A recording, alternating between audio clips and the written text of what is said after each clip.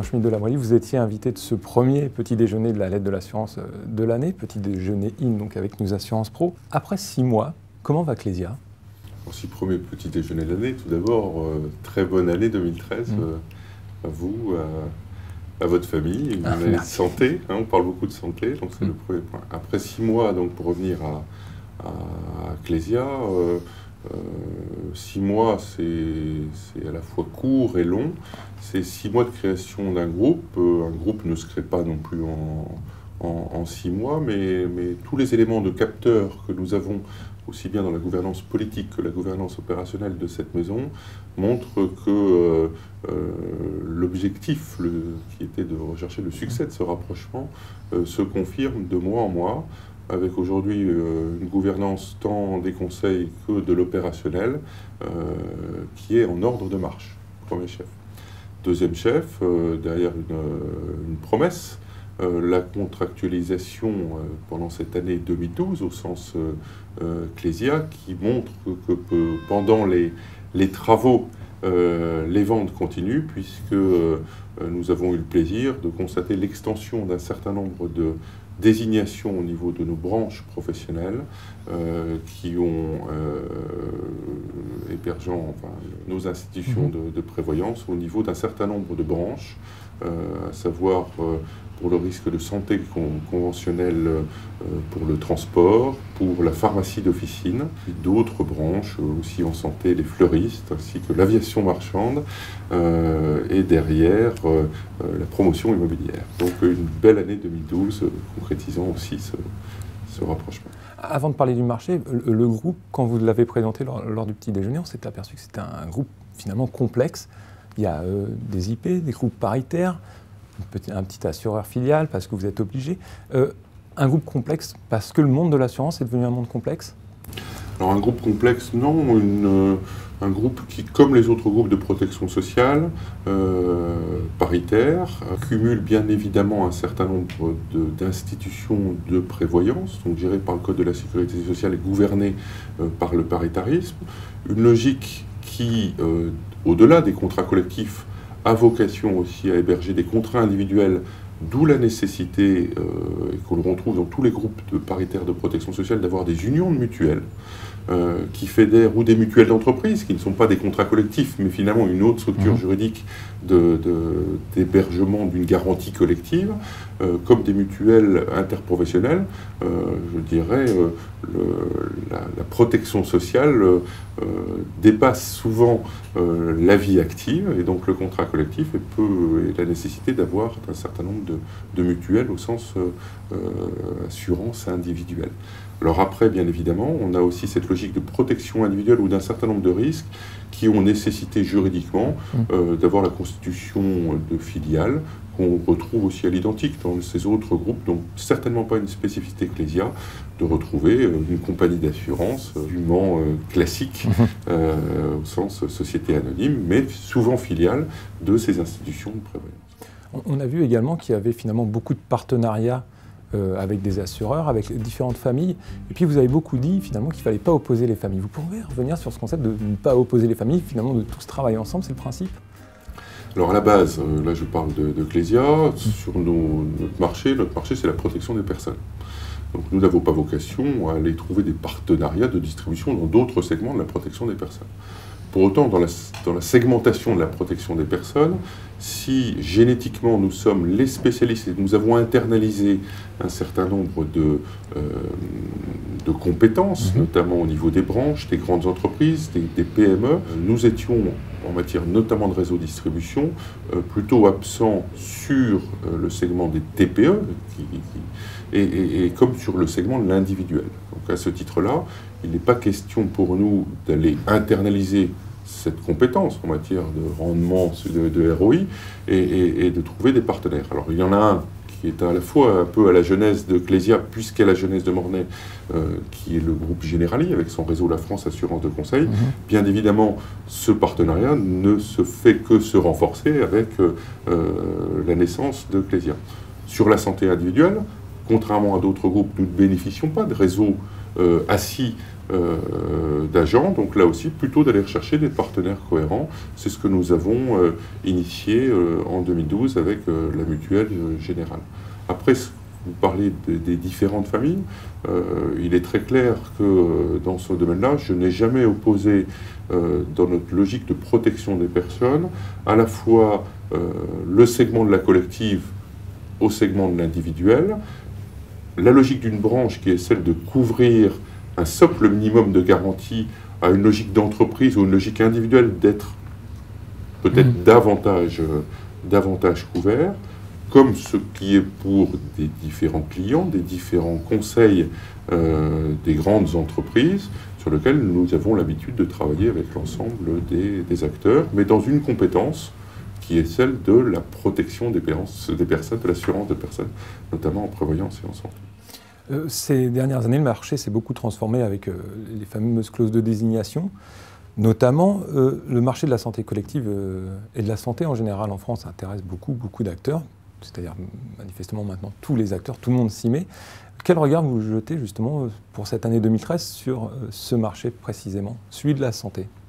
Dans celui de la santé, sans se focaliser sur 2013, il est vrai que l'appétence des partenaires sociaux en matière de conventions collectives et d'accords de branches professionnelles, je reprends toujours les statistiques qui montrent que de 1947 à 2007, sur les 350 conventions collectives, seules 20 branches professionnelles avaient décidé pendant cette période de mettre en place un système de complémentaire santé dit de branche. Et de 2007 à 2012, on est passé de 20 à 60, donc une logique assez exponentielle dans ce domaine-là. Qu'est-ce qu'on constate? Eh bien, une appétence des partenaires sociaux nouvelle, face peut-être à une préoccupation de plus court terme et un besoin au niveau de l'entreprise de couvrir, et au niveau des branches, de couvrir les salariés dans le cadre de socles mutualisés dans ce domaine-là, donc un travail qui est le nôtre. Mais on sent que la santé en entreprise a aussi une valeur sociale, c'est-à-dire qu'il y a une dimension supplémentaire. Les discussions actuelles le montrent bien. Est-ce que vous êtes en train de devenir un espèce de produit supplémentaire, un bonus ou quelque chose qui pourrait ouvrir le marché ou au contraire le refermer? Non, dans ce domaine-là, enfin, que ce soit de la prévoyance lourde, du décès, de l'incapacité, de l'invalidité, ou du segment ou du risque plus court qui est celui de la santé, bien évidemment, nous sommes des paritaires de gestion qui mettons souvent en place donc une gestion et une assurance de risque qui nous a été confiée par un autre champ, qui est celui du paritarisme de négociation. Dans tous les cas, il est vrai que du côté paritarisme de négociation, le fait de travailler sur des logiques de salaire différées, alors de très long terme, le décès, ou de très court terme, la santé, sont toujours inscrits dans les lignes de l'histoire. Donc pas de changement dans ce domaine-là. Le segment du risque court, qui est celui de la santé conventionnelle, on parle, c'est vrai, de manière beaucoup plus naturelle de santé, donc on en parle peut-être davantage. Est-ce que nos familles, nos groupes de protection sociale sont peut-être plus à même de répondre que d'autres? Je pense que nous avons cette histoire, nous avons cette compétence. Est-ce qu'il faut opposer les différentes familles par rapport à l'évolution des appétences des partenaires sociaux négociateurs sur ce sujet-là? Je ne pense pas dans ce domaine-là. Et ces clivages historiques sont de moins en moins présents dans les mentalités des assureurs, des mutualistes ou des partenaires sociaux, des paritaires. Dans un marché avec de plus en plus de désignations, Clésia est arrivé au bon moment, il fallait le faire maintenant, ou même plus tôt, ça aurait été mieux? Alors, toujours la vitesse est l'ennemi du bien. Je pense que la création de Clésia s'est inscrite dans une construction qui ne s'est pas faite du jour au lendemain. Donc a pris le temps de se construire. Existe, oui, aujourd'hui de manière officielle, depuis maintenant 6 mois. Je pense que on en parlera peut-être dans les années futures. Est-ce que c'était le bon moment? Est-ce que cette évolution des groupes de protection sociale, est-ce que cette concentration est trop rapide et trop lente? Je pense qu'aujourd'hui, nous disposons d'un outil qui permet de répondre aux attentes de nos donc clients. c'était le bon moment. En gros, je le souhaite, nous verrons. L'avenir le dira. Vous avez juste dit également, à titre personnel, ne pas être favorable à la migration. Donc il y a les désignations, il y a les migrations. Les migrations posent énormément de problèmes dans le secteur de l'assurance parce que, justement, les contrats passent de chez l'un à chez l'autre. Les agents et les courtiers ont l'impression d'être lésés. Vous n'étiez, à titre personnel, donc pas favorable à ça. Vous avez été très œcuménique, vous avez présenté beaucoup de points concordants. Finalement, est-ce que dans l'avenir, ce sera tenable de cette façon-là, ou est-ce que le marché de la concurrence, un marché normal, doit être forcément concurrentiel? Le marché est concurrentiel. Le marché de l'assurance est concurrentiel. Mais concurrentiel entre peu d'acteurs. Entre peu d'acteurs dans tout secteur, le nombre d'acteurs, notamment en matière de santé conventionnelle ou de santé, est extrêmement large. Nous sommes très loin d'autres secteurs de services financiers qui sont, eux, bien plus concentrés en ce qui nous concerne. Donc, oui, aujourd'hui, des regroupements dans le secteur, mais une atomisation du secteur qui est extrêmement large. Certes, une concentration, si nous regardons les rapports de l'autorité de contrôle, mais avec près d'1 millier d'acteurs en matière de santé conventionnelle. Donc, on ne peut pas expliquer une concentration à outrance dans ce domaine-là. Je ne pense pas. Sur les clauses de migration, telles que l'exprimait l'inquiétude de certains, j'ai certes une vision qui m'est personnelle, qui est la conviction que lorsque les partenaires sociaux souhaitent mettre en place un socle de base mutualisé, la désignation est le meilleur moyen de cette mutualisation. Après, le choix de certaines entreprises, de certains individus qui ont anticipé finalement des décisions collectives, de les forcer à venir tout de suite est un élément où on n'aime pas être forcé dans la vie.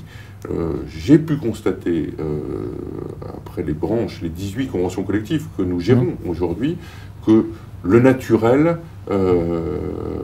vient plus vite qu'on ne le pense et que souvent les entreprises viennent naturellement sans être obligées de venir. Donc ne forçons pas les gens à venir quand tout naturellement ils se rendront compte de principes qui sont évidents. On négocie de manière plus âpre un contrat de 600 000 personnes qu'un contrat de 60 000, d'un contrat de 30 000 ou qu'un contrat de 10 têtes. D'accord. Cette façon de dire ne pas opposer les différentes familles de l'assurance et puis un avis personnel sur être assez défavorable à la migration, est-ce que finalement vous n'avez pas le sentiment de représenter quand même le parti du plus fort, c'est de te dire, bon bah oui, de toute façon, on est avantagé de ce côté-là, je peux vous concéder ceci? Non, je ne vois pas la logique du parti du plus fort dans ce côté-là. Le monde de l'assurance... Les assureurs sont réassureurs de beaucoup de contrats santé en collectif, donc ils seront de votre côté également. Il reste quelques familles finalement qui sont un peu en marge. Est-ce qu'il y a une chance que ça bouge?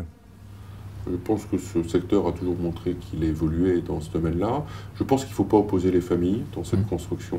C'est une conviction. Je pense que si ces acteurs existent, tous les acteurs existent, on a une certaine interdépendance des différents acteurs. Nous avons besoin, les entreprises, les clients ont besoin de conseils, elles ont besoin de différentes familles, ont leurs appétences personnelles dans ce domaine-là. L'évolution du marché est souvent saine. Après, faut-il encore que les gouvernances des différents acteurs soient elles aussi saines. Je pense que la gouvernance assurantielle la plus classique peut être saine par construction, celle de la mutualité qui a près de 2 siècles derrière nous est loin d'être malsaine, sinon elle n'existerait plus. Quant au monde paritaire, l'équilibre des décisions qui se passent entre représentants d'employeurs et représentants de salariés, et peut-être par axiome, montre bien que cette construction est naturellement saine, puisque les oppositions, ou en tout cas les positions initiales, ne sont pas forcément naturellement écuméniques, et les préoccupations peuvent se rejoindre, mais à la base ne sont pas forcément les mêmes. Très bien, ce sera ma dernière question. Est-ce que vous avez pris de bonnes résolutions pour 2013 pour Clésia, et quelles sont-elles? Alors des résolutions qui sont conformes un peu à notre objectif, faisant en sorte que les capteurs que nous avons mis en place dans ce rapprochement continuent à s'inscrire au vert, avec tout d'abord une dimension sociale importante. Un groupe paritaire de protection sociale, c'est un groupe de gestion de la retraite complémentaire et de l'assurance de personnes qui avant tout est une entreprise de service. Une entreprise de service, ça veut dire quoi? Ça veut dire que ce sont d'abord les femmes et les hommes qui composent cette entreprise, qui en sont le premier moteur, donc de continuer à faire en sorte que ce rapprochement soit source de création de valeur pour l'exercice 2013, avec une qualité de vie au travail et une performance des équipes pour nous, dans ce monde concurrentiel, être compétitifs, innovants et dynamiques pour l'exercice 2013. En gros, si les ventes continuent pendant les travaux, les plus gros travaux sont en interne? Les travaux sont en interne, bien évidemment. L'exercice de rapprochement n'est pas forcément un exercice facile, mais aujourd'hui, je constate, après 6 mois de création de cette maison, qu'on n'est pas loin de toucher le succès. Le succès ne se passe pas en 6 mois dans un rapprochement. Je pense qu'il faut au moins 2 ans pour constater de manière plus définitive la réussite d'un projet. Christian Schmitt de La Brouillie, merci beaucoup. Merci à vous.